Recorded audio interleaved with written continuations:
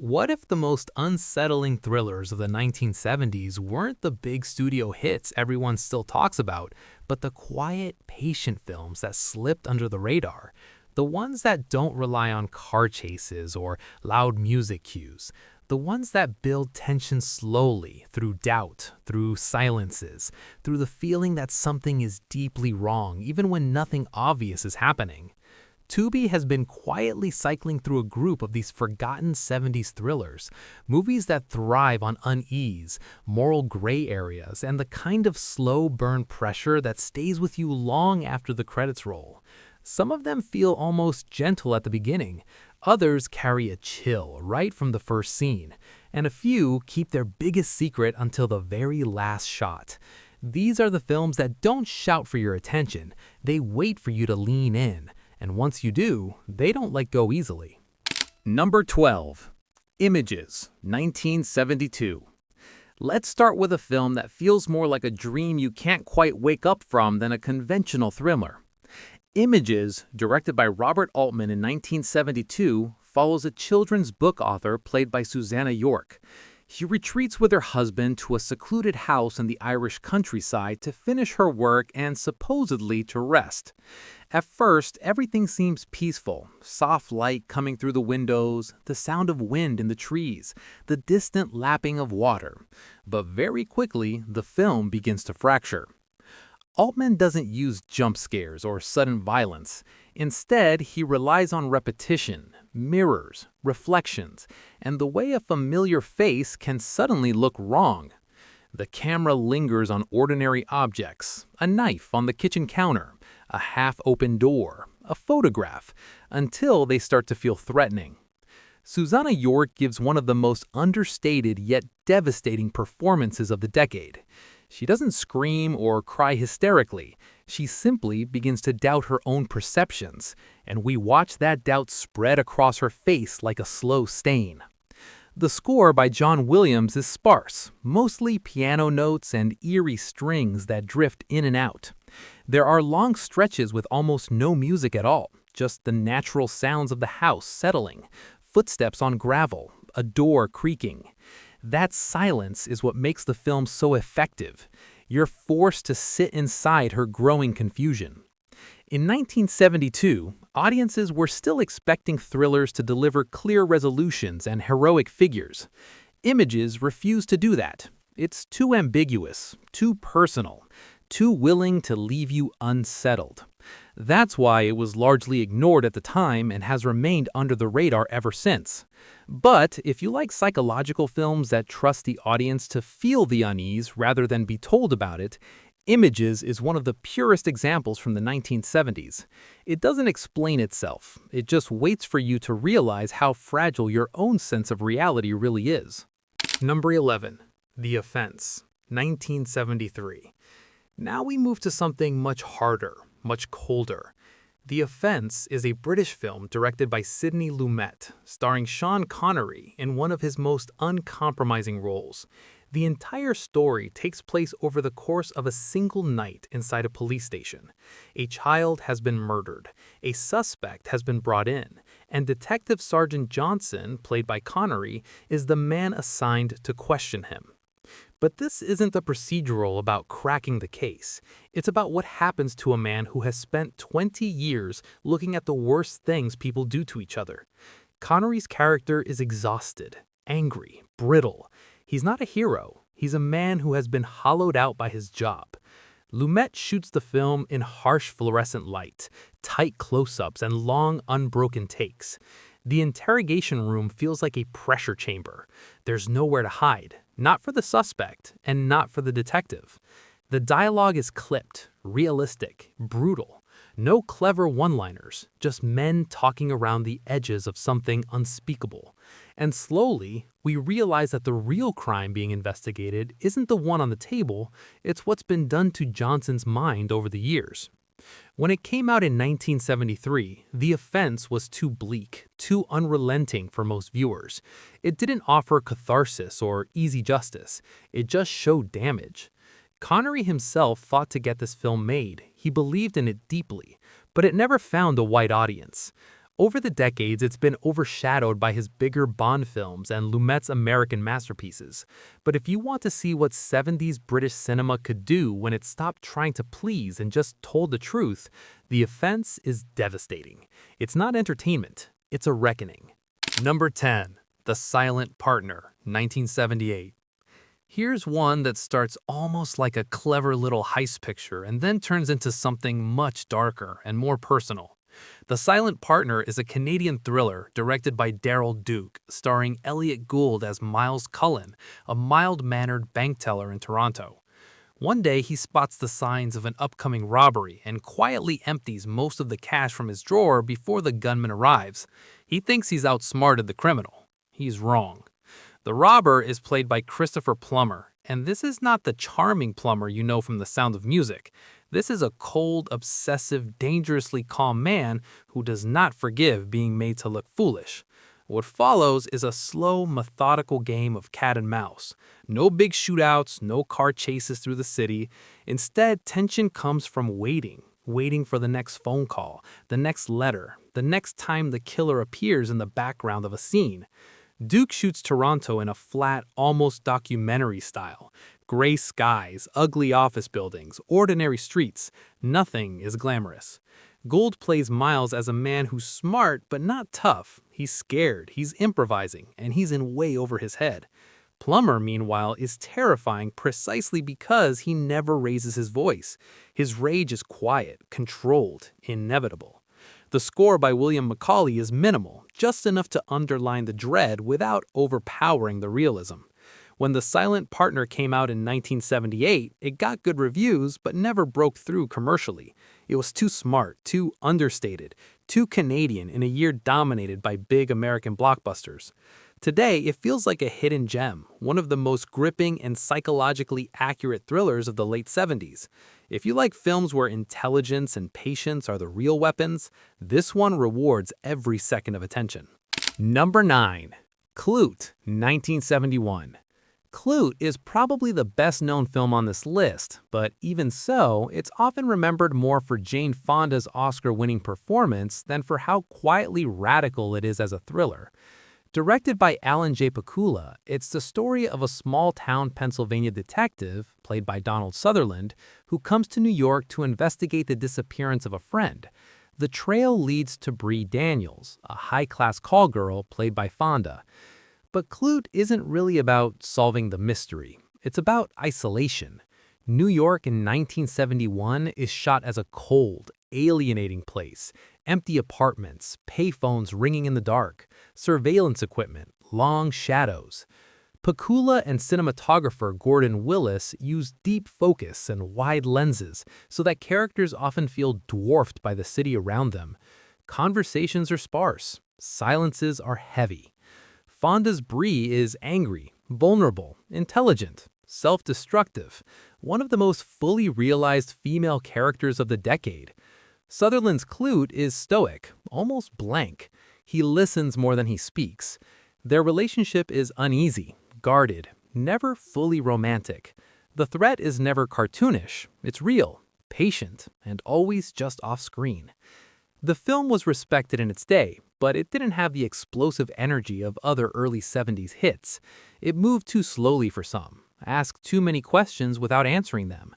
Over time, it became part of the Paranoia trilogy with The Parallax View and All the President's Men.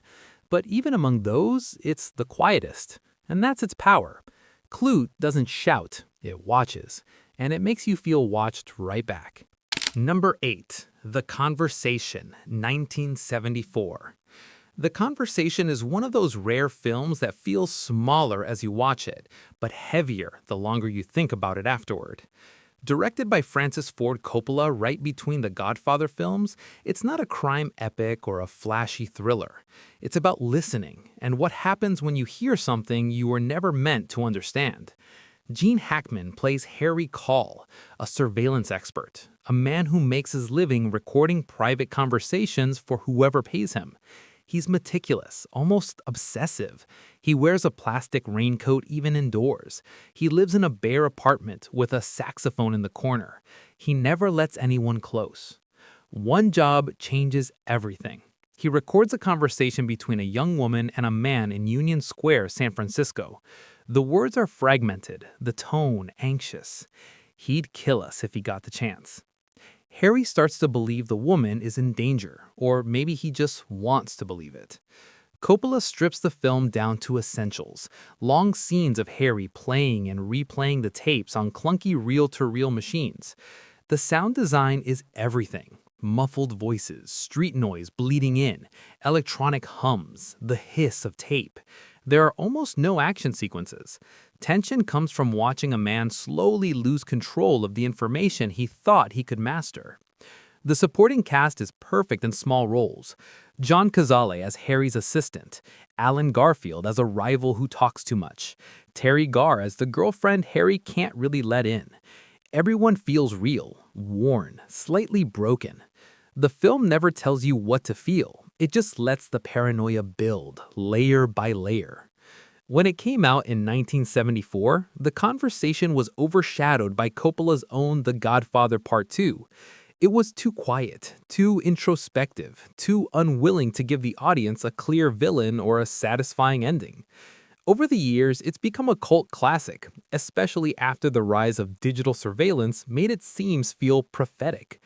But back then, people didn't quite know what to do with a thriller that was more about guilt and loneliness than about catching the bad guy. If you want to see the 1970s at its most paranoid and most personal, this is it. It doesn't entertain you, it watches you back. Number 7. Night Moves, 1975. Night Moves is what happens when a classic private eye story collides with the disillusionment of the 1970s. Gene Hackman again, this time as Harry Mosby, a Los Angeles detective who used to play football and still thinks the world makes sense if you work hard enough. A middle-aged woman hires him to find her runaway teenage stepdaughter. What should be a routine missing person case turns into something much murkier. Stolen art, smuggling, betrayal, and a slow realization that almost everyone is lying. Arthur Penn directs it with a kind of tired grace. The film moves between sun-bleached Florida keys, boats drifting on flat water, and dim motel rooms. There are no big chases or shootouts. Instead, tension builds through long silences, half-finished conversations, and the way people look away when you ask a direct question. The cinematography by Bruce Surtees has a hazy, almost dreamlike quality. Everything feels slightly out of focus, like Harry's grip on the truth is slipping. Hackman plays Harry as a man who still believes in old-fashioned values, loyalty, competence, doing the job right, but the world around him has moved on. He's not cynical yet, but he's getting there. The supporting performances are equally low-key and lived in. Susan Clark as the client, Melanie Griffith in one of her first major roles as the runaway girl, James Woods as a small-time crook. No one is a caricature. Everyone feels like they've made compromises they're not proud of. The score by David Shire is subtle, mostly acoustic guitar and soft percussion that never pushes the emotion. The film refuses to resolve neatly. By the end, Harry has answers, but they don't fix anything. When Night Moves came out in 1975, critics respected it, but audiences found it frustrating, too slow, too ambiguous, no hero's triumph. It didn't fit the emerging blockbuster era. Today, it feels like one of the purest expressions of 70s disillusionment, a detective story where solving the case doesn't actually solve anything. If you like films that trust you to sit with uncertainty, Night Moves is quietly devastating. Number 6. The Parallax View, 1974. The Parallax View is cold, clinical, and relentlessly unsettling. It begins with a political assassination during a parade in Seattle. A senator is shot, the gunman is killed. The official story is that it was a lone nut. But reporter Joe Frady, played by Warren Beatty, starts digging. What he finds is a shadowy corporation called Parallax that seems to recruit and train political assassins. J Pakula directs it like a nightmare you can't quite prove. The film uses wide, empty compositions, vast convention centers, sterile offices, long escalators, glass walls. People are often small in the frame, dwarfed by architecture that feels hostile. There's no warm colors. Everything is gray, blue, metallic. The famous parallax test sequence, a hypnotic montage of words and images designed to identify potential killers, is one of the most chilling things in 70s cinema. Beatty plays Frady as a man who's smart but reckless, idealistic but naive. He thinks he's in control of the investigation until he realizes he's being watched and manipulated. The supporting cast, Hume Cronyn, Paula Prentice, Kelly Thornton, are all understated, believable, slightly compromised. No one is a cartoon villain. The evil is bureaucratic, faceless, efficient. There's very little music. When it does appear, it's dissonant and sparse. The tension comes from pacing and framing, long tracking shots, sudden cuts to black, the constant sense that something is happening just outside the frame. In 1974, after Watergate and years of political scandals, the Parallax View felt too close to reality for comfort. It was too cynical, too hopeless, too unwilling to offer reassurance. It didn't do big business and faded from conversation, but it's aged into one of the defining Paranoia films of the decade, a warning about how power hides in plain sight, behind paperwork and polite smiles. If you want to feel the exact temperature of American distrust in the mid-70s, this is it. Number 5. Don't Look Now, 1973. Don't Look Now is grief made visible. Donald Sutherland and Julie Christie play a married couple whose young daughter has recently drowned. They travel to Venice, where he's restoring an old church and she's trying to help a psychic. The city is off-season. Canals empty, fog everywhere, tourists gone. Nicholas Roeg directs it like a waking nightmare. The film is built on editing. Past and present bleed into each other without warning. A red-coated child running through a garden cuts to a red-coated figure in Venice. A drop of blood on a photograph becomes a murder scene. The famous love scene between Sutherland and Christie is intercut with them dressing afterward. Intimacy and loss tangled together. Roeg uses the decaying beauty of Venice, cracked plaster, dark water, narrow alleys, to mirror the couple's emotional state. The sound design is masterful. Dripping water, distant bells, footsteps echoing, sudden silence. Pino Donaggio's score is mournful, almost lullaby-like, which makes the dread feel even deeper. Sutherland plays the husband as a practical man trying to hold everything together. Christie is raw, open, desperate for meaning. Their grief isn't loud. It's quiet, constant, corrosive. The psychic subplot, Hilary Mason and Glalia Matania, adds another layer of uncertainty. Is she genuine or is she feeding their pain? When it came out in 1973, Don't Look Now was praised by critics but confused many viewers. It didn't behave like a thriller. No clear villain, no chase, no resolution that ties everything up. It was too elliptical, too emotional, too willing to leave things unresolved. Over time, it's become a classic, but it's still one of the most haunting films of the decade. It understands that the scariest thing isn't a monster, it's the feeling that the world no longer makes sense after loss. If you let it, this film will stay under your skin for a long time. Number 4. The Friends of Eddie Coyle, 1973. The Friends of Eddie Coyle is one of the grittiest, most lived-in crime films of the 1970s, and one of the least glamorous. Directed by Peter Yates, it follows Eddie Coyle, an aging, small-time Boston crook played by Robert Mitchum in what might be his finest performance. Eddie is facing a long prison sentence unless he can give the authorities something useful, so he starts informing, quietly, reluctantly, trying to protect what little he has left. The film doesn't romanticize the underworld. There are no cool anti-heroes, no stylish shootouts, no fast cars.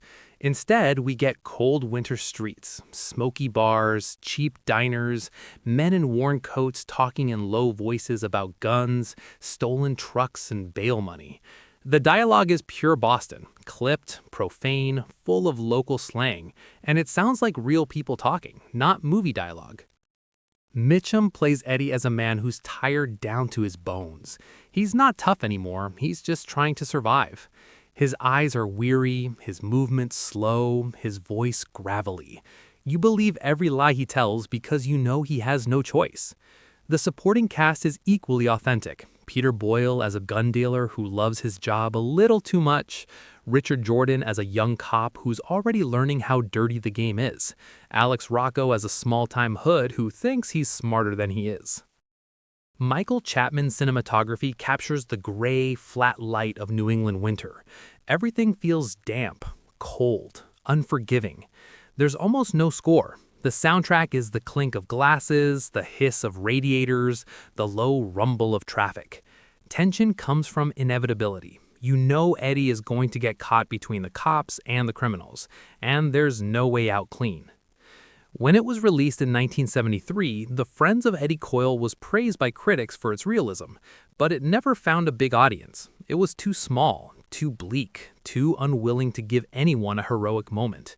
Over time, it became a cult favorite among people who love authentic crime stories, but it's still underseen compared to flashier 70s classics. If you want to feel what the underside of the 1970s really looked and sounded like, no filter, no glamour, this is as close as it gets. Number 3, Charlie Varick, 1973. Charlie Varick starts like a straightforward heist movie and then becomes something much smarter and darker. Walter Matthau plays the title character, a former stunt pilot turned small-time bank robber who, along with his wife and partner, hits a New Mexico bank that turns out to hold mafia money. The robbery goes wrong, people die, and suddenly Charlie is being hunted by both the police and a cold-blooded hitman. Don Siegel directs it with his usual dry efficiency. The pace is deliberate, never frantic. The American Southwest is shot in harsh sunlight and long, empty vistas. Gas stations, motels, dusty roads. There's a sense of isolation. Charlie is alone in a way that feels existential. Matthau is perfect here. Not the grumpy comedy figure from later years, but a quiet, resourceful, fatalistic man who knows he's probably not going to make it out alive. His Charlie is smart, calm under pressure, and surprisingly decent in his own way. The supporting performances elevate everything. Joe Don Baker as the terrifying hitman Molly, who's polite, professional, and utterly merciless. Felicia Farr as Charlie's wife, who dies early but whose death drives the whole story. Andy Robinson as the nervous young partner. The film balances dark humor with real dread. Charlie's dry one-liners never feel forced, and they never undercut the danger. Lalo Schifrin's score is understated, twangy guitar, quiet percussion that matches the film's mood perfectly. Charlie Varick refuses to be sentimental. It's about a man trying to outrun a system that's bigger than he is, and knowing the odds are bad. In 1973, it was overshadowed by bigger crime films and didn't get the attention it deserved. Audiences wanted clear heroes or big action. Charlie Varick gave them a middle-aged crook with no illusions. Today, it feels like one of the most honest action thrillers of the decade. Clever, tense, and quietly ruthless. If you like films where the protagonist wins by being smarter, not tougher, this one is a gem. Number 2. Obsession, 1976. Obsession is a slow, hypnotic descent into memory and guilt. A film that feels like a dream you're not sure you want to wake from. Directed by Brian De Palma and scored by Bernard Herrmann in one of his final works, it follows Michael Cortland, a wealthy New Orleans businessman played by Cliff Robertson. Years earlier, his wife and daughter were kidnapped and killed, or so he believes. 15 years later, while in Florence restoring a church, he meets a young woman who looks exactly like his dead wife. From there, the film becomes a spiral of obsession, deception, and blurred reality. De Palma uses long, fluid tracking shots, mirrors, and dreamlike dissolves to make time and identity feel unstable. The camera glides through opulent rooms, ancient streets, and empty piazzas, creating a mood that's both beautiful and suffocating. Herrmann's score, lush, romantic, tragic, is one of the last he wrote, and it carries the emotional weight of the entire picture. Robertson plays Cortland as a man who spent years frozen in grief. Genevieve Bujold is luminous and enigmatic as the woman who may or may not be who she seems. The supporting cast is small but strong. John Lithgow in an early role as a shady art dealer, and Wanda Blackman as the original wife in flashbacks. The film builds its tension not through violence but through questions. Is this redemption or madness? Is love possible after loss, or is it just delusion? De Palma never rushes the revelations. He lets the mystery unfold slowly, seductively. When Obsession came out in 1976, it was seen as a lesser work compared to De Palma's later hits like Carrie or Dress to Kill. It was too slow, too romantic, too ambiguous for mainstream audiences. Over time, it's become a cult favorite among people who love psychological thrillers that trust atmosphere over plot twists. If you want a 70s film that feels like a dark fairy tale, elegant, unsettling, and deeply felt, Obsession is unforgettable. Number 1. The Taking of Pelham 123, 1974. At number 1 is a film that turns an ordinary New York subway car into a masterpiece of tension.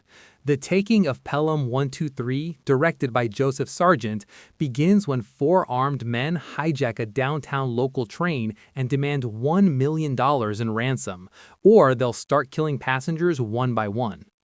Walter Matthau plays Lieutenant Garber, the transit cop who has to negotiate with them. He's rumpled, sarcastic, exhausted, a civil servant thrust into a crisis. Robert Shaw is the leader of the hijackers, Mr. Blue. Calm, precise, utterly professional. The contrast is perfect, one man trying to keep order in chaos, the other imposing order on chaos. The film unfolds in real time, mostly underground. The subway tunnels are claustrophobic, fluorescent lights, rattling cars, the constant screech of metal on metal. The pacing is relentless but never frantic. Sargent uses quick cuts, tight close-ups, and overlapping dialogue to make everything feel urgent. The supporting cast is full of great New York character actors. Jerry Stiller as Garber's partner, Dick O'Neill as the mayor's aide, Hector Elizondo as one of the gunmen. Everyone feels real, flawed, under pressure. David Shire's score, that unforgettable, funky, driving theme, adds a layer of nervous energy without overpowering the realism. The film never glorifies the criminals or turns Garber into a superhero. It's about procedure, quick thinking, and the grinding machinery of a city that never stops. In 1974, it was a modest hit, but it never reached the legendary status of some other 70s thrillers. It was too grounded, too funny in a dry way, too New York. Today, it still feels electric, one of the smartest, tightest hostage thrillers ever made. It proves that real suspense doesn't need explosions or slow motion. It just needs people trapped together, making impossible choices. So, if you're scrolling through Tubi and The Usual Suspects feel too familiar, take a chance on these. These 1970s thrillers don't demand your attention with noise or flash. They earn it quietly, patiently, and once they've got you, they don't let go. Which one surprised you the most? Drop it in the comments below. Hit subscribe if you want more deep dives into forgotten 70s cinema, and keep an eye on what's quietly disappearing from the platform, because sometimes the best films are the ones that vanish before anyone notices. That's all for today. 12 quiet, powerful 1970s thrillers that never needed to shout to be remembered. They're about ordinary people caught in impossible situations, about silence that weighs more than gunfire, and about a decade that looked at the world without illusions. If any of these films hit you, especially after all these years, drop a line in the comments. Which one stayed with you? I'd love to hear. If you enjoy these deep dives into forgotten 70s cinema, hit subscribe and the bell so you don't miss the next one. There are still plenty of hidden gems waiting. Thanks for watching. Take care, enjoy the movies, and I'll see you in the next video.